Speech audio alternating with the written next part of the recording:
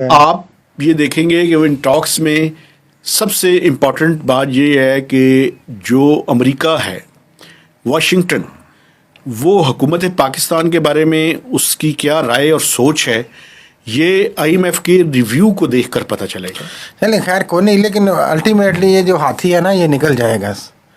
سراخ سے، یہ میں آپ کو بتا رہا ہوں۔ یہ نکل تو جائے گا، لیکن اصل سوال یہ ہے، سوال سن لیں، کیا یہ ہاتھی بجٹ سے پہلے نکلے گا یا بجٹ کی اپروول کے ساتھ اس کو لنک کیا جائے گا؟ اور لنک کریں یا نہ کریں نکل جائے گا، بہرحال پہلے بھی نکل جائے گا، ظاہر ہے کچھ انڈرسٹینڈنگ ہوگی تو بجٹ بنے گا نا، انڈرسٹینڈنگ کے بغیر تو بجٹ نہیں بنے گا۔ ایشو یہی ہے کہ یہ ٹاکس اس لیے بھی کروشل ہے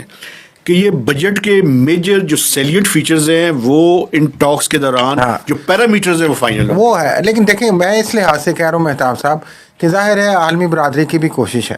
اور پاکستان کی بھی جیسی بھی حکومت ہے اور ریاست کے جو بھی بڑے ہیں چیف صاحب، کوشش تو یہی ہے کہ اکنامیکلی ہم کچھ اسٹیبلٹی ثابت کریں یا دکھائیں،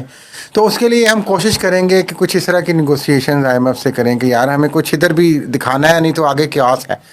خان صاحب کو دکھا کے ہم نے قیاس شو کرنا ہے یہ چیز۔ تو عالمی برادری بھی چاہے گی کہ ہاں یار تھوڑا بہت سپورٹ کرو، اگر سسٹم چلتا ہے تو اس کو اتنا آسان نہیں ہے۔ دوسری بات جو آپ کہہ رہے ہیں وہ بھی آسان اس لیے نہیں ہے کہ شارٹ فال اتنا زیادہ ہے، جو آپ نے پرومسز کیے ہوئے آئی ایم ایف سے وہ پہلے ہی آپ نے پورے نہیں کیے کتنے سارے ان میں سے، تو ان کو کس طریقے سے مولڈ کر کے کس طرح لے جائیں گے، یہ ایک چیلنج ہے۔ اصل چیلنج یہ ہے کہ آپ آئی ایم ایف کو اس کے فریم ورک کے اوپر ایگری کریں کہ آپ اسی فریم ورک کے تحت بجٹ پیش کریں گے، چونکہ آپ کرنا کیا چاہتے ہیں، آپ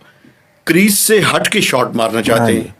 وہ اپنی مرضی سے آئی ایم ایف، جس طرح ساگڈار صاحب چاہتے تھے اپنی مرضی سے آئی ایم ایف کو کھلائیں ہم کہ جناب آپ فکر نہ کریں، آپ کا ہم پورا کر دیں گے، ہمیں اپنی مرضی سے ادھر پورا کرنے دیں۔